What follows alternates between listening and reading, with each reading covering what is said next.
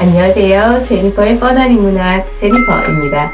삼국지에서 원소와 조조의 한판 승부인 관도대전은 어쩌면 삼국지에서 가장 중요한 전투였는지도 모르겠습니다. 이 전투는 누가 중원을 차지할까를 실질적으로 가늠한 전투였으니까요. 유비나 송건이 있지 않느냐고요? 제가 어제 리뷰해드렸지만 유비나 송건이 차지한 땅은 당시 중국인이 차지해서 중원이라고 부르던 땅의 바깥에 있거나 그 땅의 변두리에 지나지 않았습니다.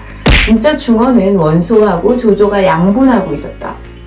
이 관도대전에서 조조가 이겼잖아요. 그래서 조조가 실질적인 중원의 통일을 이뤘다고 보는 것입니다. 그리고 그 후에 제갈량 같은 천하의 귀재가 나타났다고 해도 이 대세를 뒤집지는 못했어요. 그런데 나관중 삼국지를 읽으신 분들은 한 가지 궁금증이 생기셨을 것입니다. 나관중 삼국지는 내내 조조한테 우호적이지가 않은 거예요. 조조를 한시를 찬탈한 반역자로 묘사하면서 정통성을 유비에게 두고 있습니다. 하지만 유독 관도대전 혹은 원소와의 관계에 있어서는 지나치리만큼 원소를 우둔하게 묘사하면서 조조한테는 우호적인 거죠. 하지만 정사를 찬찬히 살펴보면 원소는 나관중 삼국지에서처럼 무능한 인물이 아님을 알 수 있습니다. 왜 나관중 삼국지에서는 원소를 이렇게 비하시켰을까요? 여러분, 제니퍼와 함께 지금부터 그 비밀을 캐보도록 할게요. 시작에 앞서서 아직까지 뻔한 인문학 구독자가 아닌 분께서는 구독 버튼 꾹 부탁드리겠습니다. 바로 시작할게요. 삼국지에서 조조의 1등 참모인 곽가의 원소에 대한 인물평은 유명하죠. 요약하자면 원소는 허례허식을 좋아하며 법을 무시하고 관용과 인만 중시하는 유가를 숭상한다. 판단 능력이 결여되어 우유부단하다 등의 평가였죠. 그런데 이러한 평가는 원래 곽가의 평가가 아니고 순욱이 내린 평가였어요. 근데 곽가는 일찍 죽었거든요. 그래서 아마도 그의 천재성을 보여주기 위해서 순욱이 한 말을 곽가가 한 말로 둔갑시킨 것으로 보여집니다. 정사에 보면 조조도 이와 유사한 말을 하는 대목이 있습니다. 나는 원소의 사람됨을 알고 있어. 원소는 뜻은 크지만 지혜가 적고 겉모습은 엄정하지만 속으로는 겁이 많은 사람이다. 원소는 질투심이 많은 편이요. 조조는 원소하고 오랜 시간을 함께 보냈거든요. 그래서 나름대로 원소의 일면을 바르게 짚은 것일 수 있습니다. 조조와 비교하자면 원소는 확실히 유가에 가까운 사람이고 조조는 병가 또는 법가에 가까운 사람이라는 것을 알 수 있습니다. 원소의 성격을 알 수 있는 대목을 소개해드리겠습니다. 나관중 삼국지에서는 조조가 유비를 치러 간 사이에 전풍이 원소한테 군대를 일으켜서 허도를 공격하십시오 라고 진언합니다. 그런데 원소는 막내 아들이 아파서 그러면서 따를 수가 없다고 해요. 이에 전풍은 탄식하죠. 우리는 큰일 났다. 100년에 한 번 올까 말까 하는 기회를 놓치고 말았다. 원소가 군주로 얼마나 답답한 사람인지를 보여주고 있는 거죠. 원소가 막내 아들이 아파서라고 얘기했던 것은 군대를 일으키기를 꺼려하는 유일한 이유는 아닐 것이에요. 조조가 유비를 공격한 게 200년 1월이거든요. 당시의 군주들은 정월의 군사를 일으키는 것을 꺼려했어요. 왜냐하면 정월의 군사를 일으키면 백성들은 사실상 1년 농사를 망쳐버리는 거거든요. 특히 유교를 중시하는 군주라면 더욱 그러했죠. 여기에 원소와 조조와의 그 차이가 있는 거죠. 그렇다면 성리학적인 춘추사관에 입각해서 기술된 나관중 삼국지에서 이러한 유가적인 원소가 왜 배척을 당했을까요? 저는 그 이유가 원소가 이민족들한테 포용적인 정책을 썼기 때문이다 라고 생각합니다. 정사에서 곽가는 원소에 대해서 원소는 항상 북방 오랑캐 민중들에게 은혜를 베풀어 왔다라고 말합니다. 이 대목은 원소가 북방 유목민하고 좀 굉장히 친하게 지냈음을 보여주는 거죠. 다시 정사를 볼게요. 원소는 3군의 오한의 우두머리를 선으로 세우고 일가의 자식을 자기 딸로 삼아서 그들에게 시집을 갔다. 요서 지방의 선우였던 답도는 워낙 강해서 원소의 후한 대접을 받았다. 원상 형제는 그에게 투항했다. 정사를 보면 답도는 원소하고 인간적으로 가까웠어요. 왜냐하면 한족 계열인 요동의 공손강은 원상하고 원희를 죽였잖아요. 그래서 그 수급을 조조한테 보내는 반면에 답도는 자신의 목숨을 바쳐서 원소의 아들들을 구하려고 했거든요. 실제로 원소는 답돈하고 친형제 이상의 의리를 맺을 만한 포용력을 가진 사람이었어요.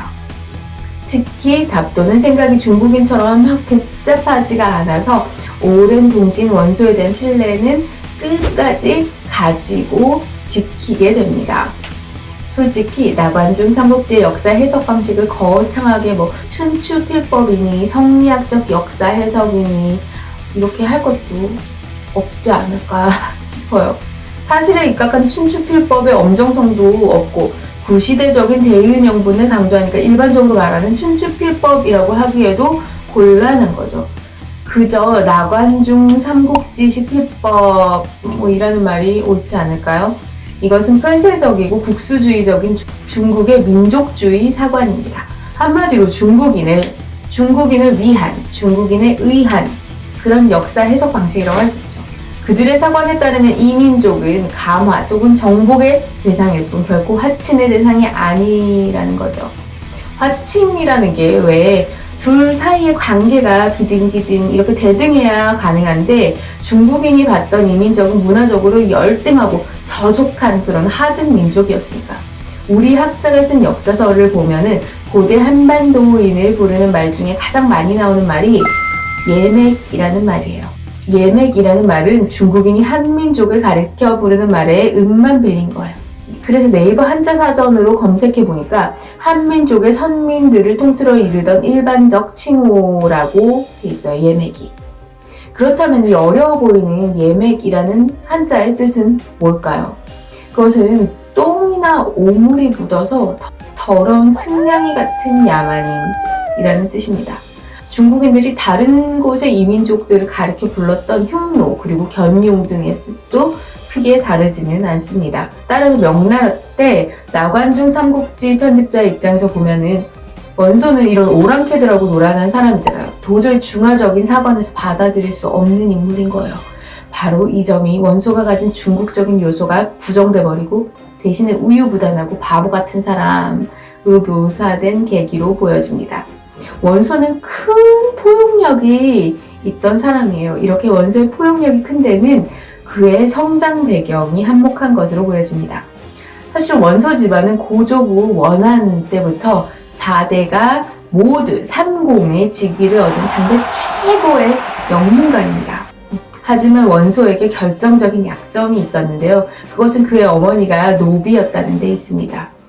당시에는 과거 제도가 없었던 시대였거든요. 그래서 관료가 되기 위해서는 천거를 받아야 했는데 계급사회였던 당시로는 어머니가 노비라면 아무리 유능한 사람이라도 그게 이렇게 혈통상 평판이 좋게 나오기는 힘들었어요.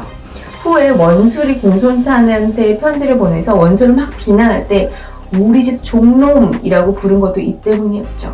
후에 원소는 이 컴플렉스를 극복하기 위해서 6년상을 치르는 등 극도로 유교적인 행보를 보이게 됩니다. 이는 그 정모 그리고 아버지의 상을 각각 3년씩 연이어서 6년의 상을 치렀던 건데요. 3년 상을 치르는 관습이 거의 없던 시대에 큰 화제가 되어 그의 혈통상 컴플렉스를 크게 일소했을 뿐만 아니라 이걸 듣고 천하의 인재들이 그한테 모이는 그런 계기도 된 거예요.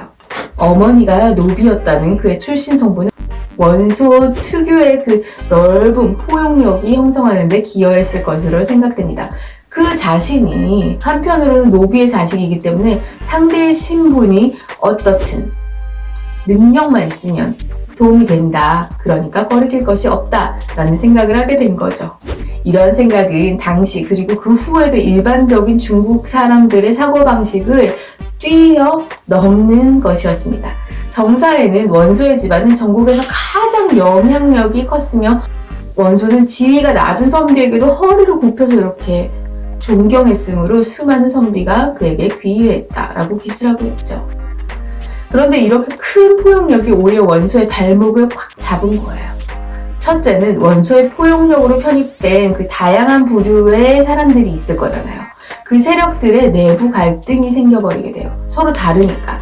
그래서 결국 그것들이 원소의 몰락을 초래하게 된 거예요.